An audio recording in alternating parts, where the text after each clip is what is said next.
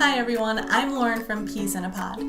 Have you noticed that superheroes are everywhere in American culture? They're in comic books, they're on TV, in movies, video games. Americans cannot get enough of superheroes. So, just to start off, I am a huge fan of superheroes. For Halloween, some of my go-to costumes are usually superhero related. A few years ago, I went as Gamora from Guardians of the Galaxy. So my face was completely green and I had like the white tattoo lines that she had and a brown wig with the purple highlights throughout. I have a lot of the merchandise, so cups, comics, particularly Hawkeye related. When I was little, my love for superheroes started with Batman, namely the animated series. This was a TV show that ran in the 1990s, and I watched it religiously. It was my favorite show. And when I was about 7 years old, I had gone to the hospital for something, I can't remember now. But I was left alone in the examination room, and there was one of those radiator heaters along the wall. Now, I was thinking about the show and how Batman was able to easily jump from building to building, and I thought, well, I'm not Batman, so I can't do that. But I can probably jump from the radiator to the bed.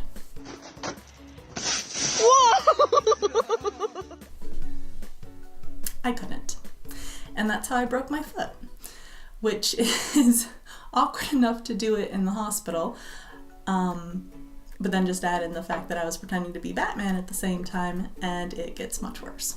So today we're going to be talking about superheroes and looking at why Americans love them as much as they do, and also about the new Black Panther movie, which I know some of you might be wondering why it's become such a huge cultural phenomenon in the United States.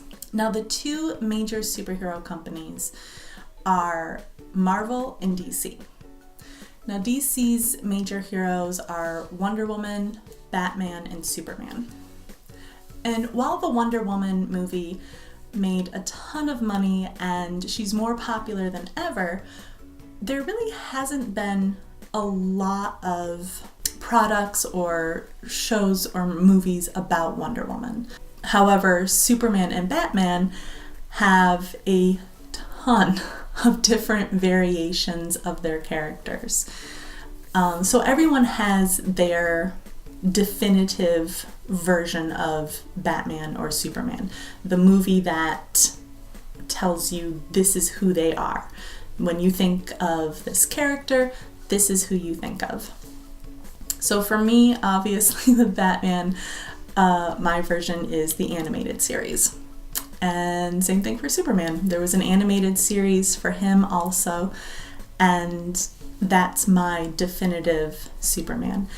And I think it's mainly because both of these series were well written, but also I saw them when I was a child. So you're going to find that people are going to connect more with whatever Superman or Batman was most likely popular when they were younger. So often it's the character that introduces you to the genre that you end up becoming attached to. So I know I've been talking a bit about DC, but honestly, I tend to prefer Marvel characters. So X-Men was a show that I grew up on and watched all the time. I absolutely loved it. The movies that came out, I loved then and I love now, even though some of them are pretty bad. Spider-Man is a massively popular character for Marvel. I think he's probably their most profitable character until the Avengers came around. And Marvel Cinematic Universe has sort of dominated the superhero genre. for the past decade. So you're seeing a lot of money being put into these movies, a lot of effort, and because of that, they're able to tell really cohesive stories that connect to people on personal levels. Comic books have a history of tackling dominant social issues. So in the 1940s, Wonder Woman and Captain America were created, and in a lot of their stories, they were fighting against Hitler and the Nazis.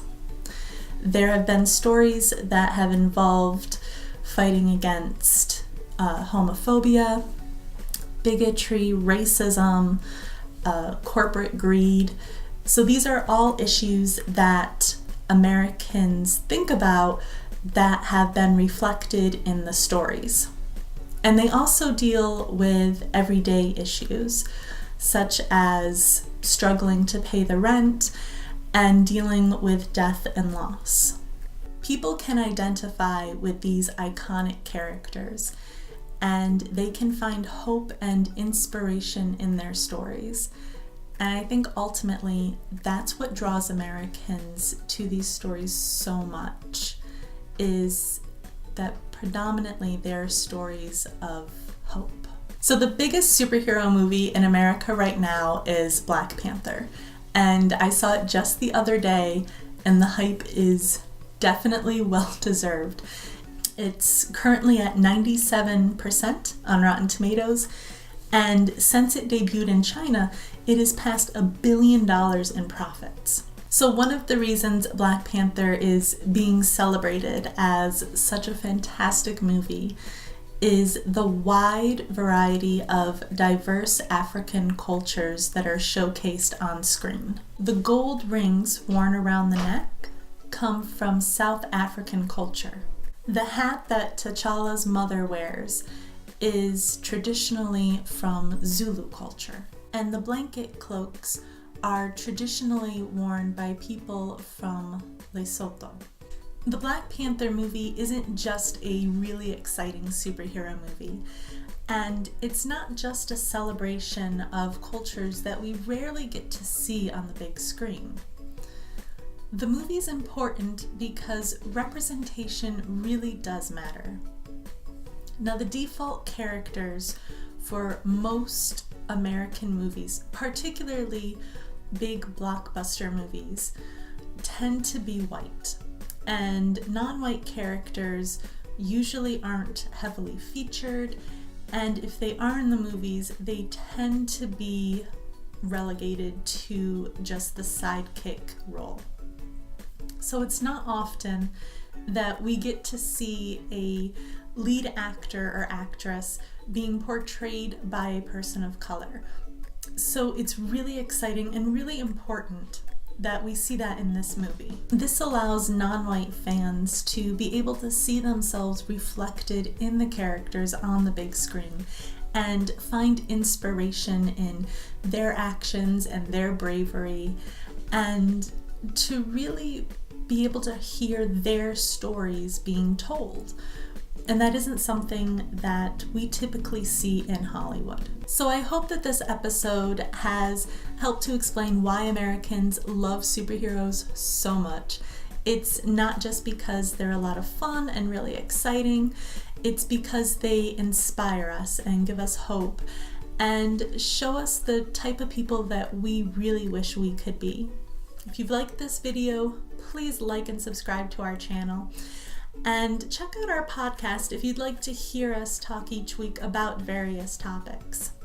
So I've been Lauren with Peas in a Pod, and remember, we put out new episodes every Friday.